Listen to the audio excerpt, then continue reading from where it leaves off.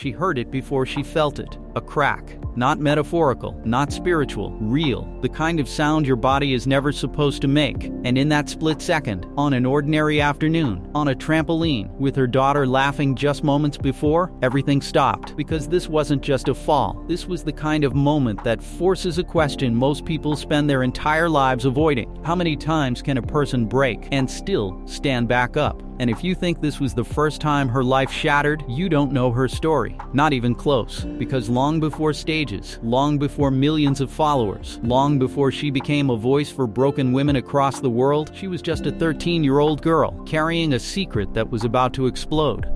Her name is Sarah Jakes Roberts, but to understand who she became, you have to understand where she fell. She wasn't born into an ordinary life. She was born into a spotlight she never asked for. The daughter of a man whose voice reached millions. A man who didn't just preach on Sundays, he was the Sunday, a global pastor, a spiritual authority, a symbol of discipline, faith, and structure. And inside that world, everything looked perfect from the outside. But perfection has a cost, and for children raised inside it, the cost is silence. Because when your family represents something bigger than itself, your mistakes don't stay yours. They become headlines, judgments, whispers in rooms you've never even walked into. And at 13 years old, Sarah made a mistake that couldn't be hidden. She got pregnant. Pause for a second. Not as a story, not as content, as reality. A child carrying a child, inside a family whose entire message was built on purity, inside a church filled with tens of thousands of people watching. There's no training for that, no script, no way to prepare for becoming the center of a storm when you're still trying to understand yourself. And suddenly, she wasn't just a teenager anymore. She became a conversation, a warning, a disappointment in the eyes of people who didn't know her but felt entitled to judge her. This is where most stories end, because this is where most people disappear. But she didn't. At 14, she became a mother, her son Malachi.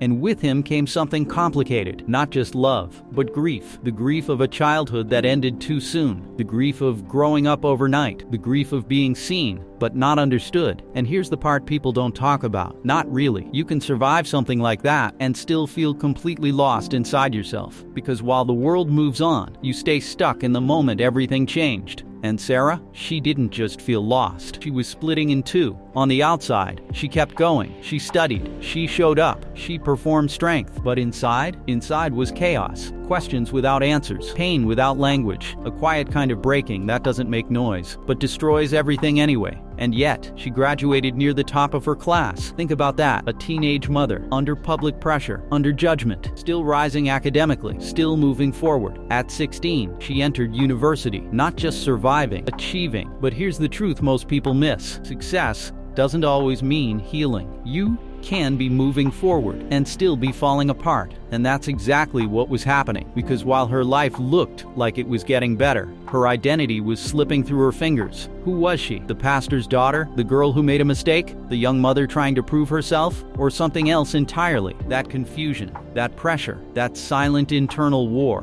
was building towards something bigger, something darker, because the next chapter of her life wasn't about judgment anymore. It was about survival. And survival would take her to places no one expected, places that would shock the people who thought they already knew her story, because what she did next would become one of the most talked about and misunderstood chapters of her life. And it would force the world to ask a dangerous question. How far can someone fall before they're no longer accepted back? But Sarah Jakes Roberts wasn't done falling. Not yet. And what came next would test her in ways that had nothing to do with public opinion and everything to do with survival, identity, and pain she couldn't hide anymore. There's a version of her story that people don't like to talk about, not because it isn't true, but because it doesn't fit the image. Because after the headlines faded, after the judgment softened, after the world moved on, Sarah didn't suddenly become whole. She became responsible. A child raising a child, bills to pay, a future to build, a life that didn't wait for healing. And here's the uncomfortable truth. When survival calls, you don't always get to choose how you survive. So she worked, not in the places people would celebrate, not in environments that matched her upbringing, but in places that paid. She became a waitress in a strip club. Let that sink in. The daughter of one of the most respected pastors, working in an environment that the very people around her would condemn. And just like that, the whispers came back, stronger, sharper. But here's what most people got wrong. They saw scandal. She was living survival. Because when you're trying to feed your child, when you're trying to stand on your own, morality becomes complicated, not in belief but in reality. And Sarah was living in reality. This wasn't rebellion. This wasn't a fall from grace. This was a young woman trying to stay afloat in a life that had already asked too much of her. But survival doesn't heal you. It only keeps you alive. And inside, the cracks were getting deeper. Because no matter how strong you look, there's a limit to how much pain you can carry without breaking.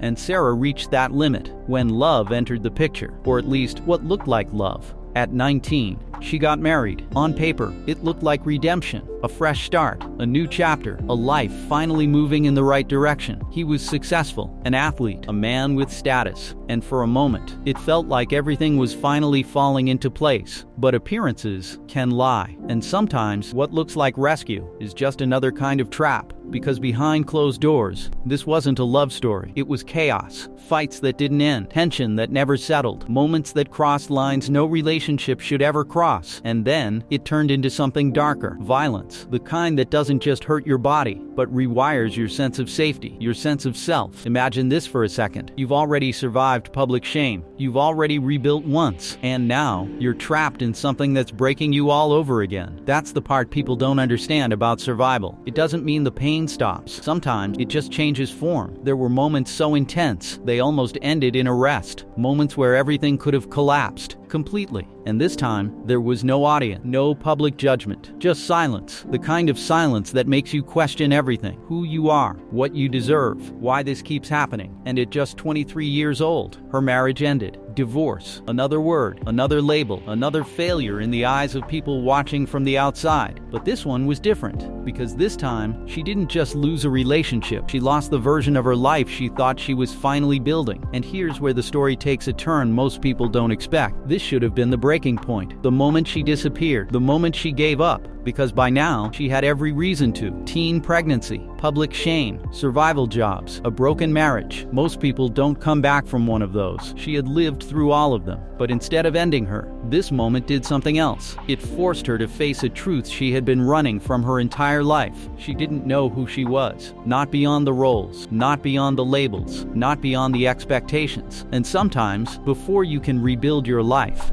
you have to completely lose it. Because what came next wasn't just recovery, it was transformation. Not the kind people post about, not the kind that looks good from the outside, but the kind that happens quietly when you finally stop pretending. And that transformation would lead her to something no one saw coming. A voice, a platform, a movement that would reach millions of women around the world. But before that, she had to rebuild herself from nothing. And the way she did it is what turned her from a story people judged into a story people needed. There's a moment in every broken story where something unexpected happens. Not healing, not success, something quieter, clarity. Not the kind that fixes everything overnight, but the kind that forces you to finally see yourself without the noise, without the expectation, without the roles you've been hiding behind. And for Sarah, that moment didn't come on a stage. It didn't come with applause. It came in the silence after everything had fallen apart. Because when the marriage ended, when the distractions disappeared, when there was nothing left to perform, she was left alone with herself. And that's where the real work began. No audience, no validation, no titles to hide behind, just questions. Who am I when I'm not trying to prove something? Who am I when I'm not running from my past? And the truth, it wasn't pretty, because she realized something most people spend their whole lives avoiding. She had been living in survival mode for so long, she didn't know how to live any other way. Think about that. When chaos becomes your normal, peace feels unfamiliar, almost uncomfortable. And breaking that cycle is one of the hardest things a person can do. But this time, she didn't run. She leaned in, into the pain, into the confusion,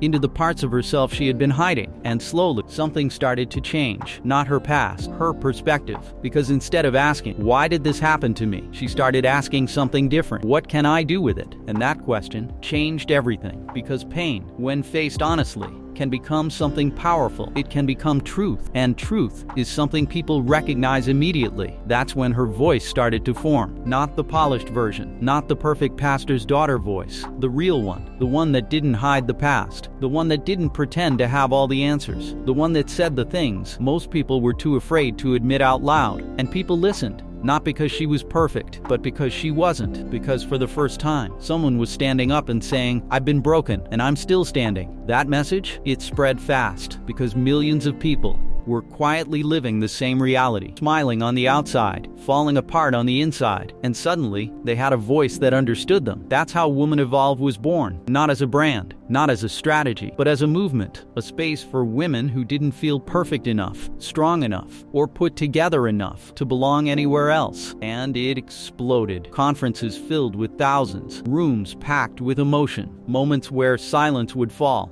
and then break into tears.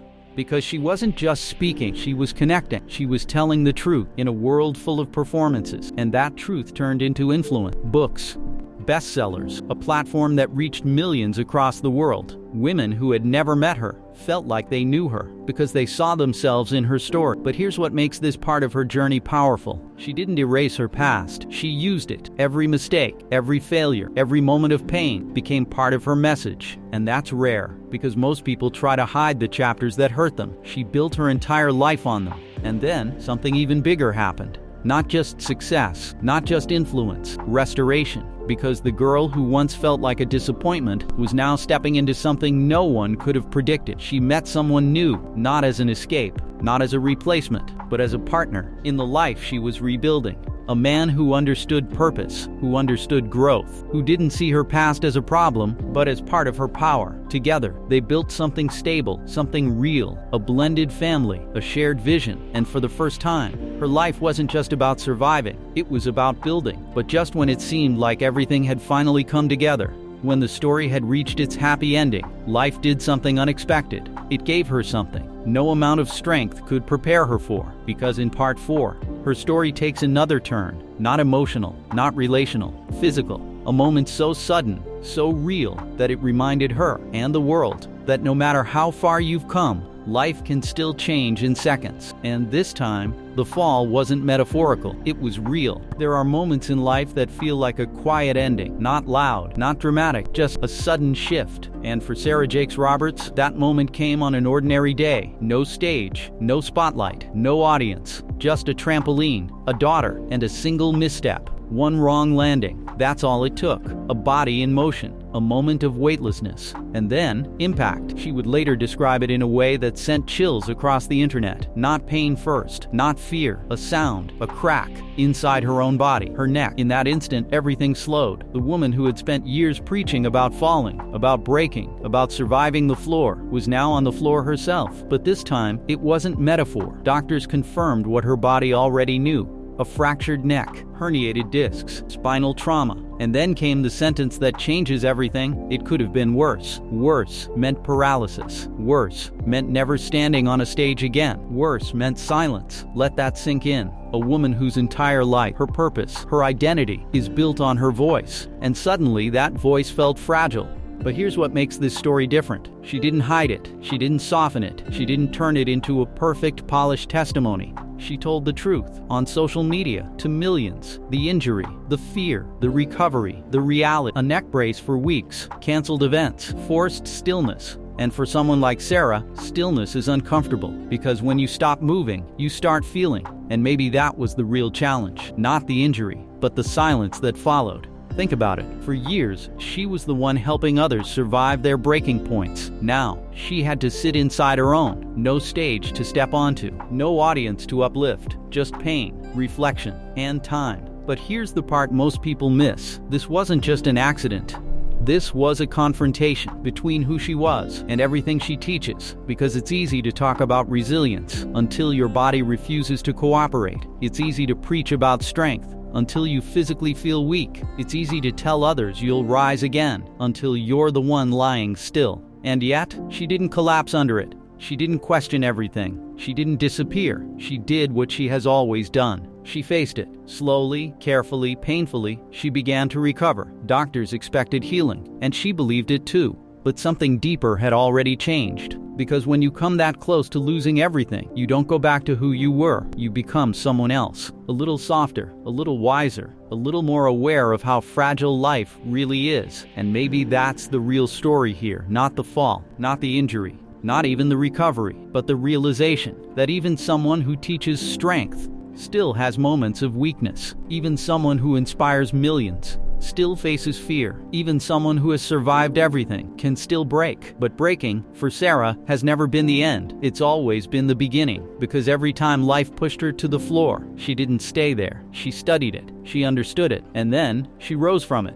Stronger, clearer, more real than ever. And maybe that's why millions listen to her. Not because she's perfect. Not because she has all the answers. But because she never pretends. She doesn't sell perfection. She tells the truth. And in a world full of filters and facades, that honesty feels rare. From a 13-year-old girl facing public judgment, to a young woman surviving abuse, to a leader standing in one of the most powerful pulpits in America. And now, a woman who has faced her most physical breaking point yet. This is not just a story of faith. It's not just a story of redemption. It's not even just a story of survival. It's a story about what happens when life keeps testing you, and you keep choosing to rise anyway. Because in the end, the most powerful thing about Sarah Jakes Roberts isn't her platform, isn't her influence, isn't even her voice. It's her refusal to stay broken.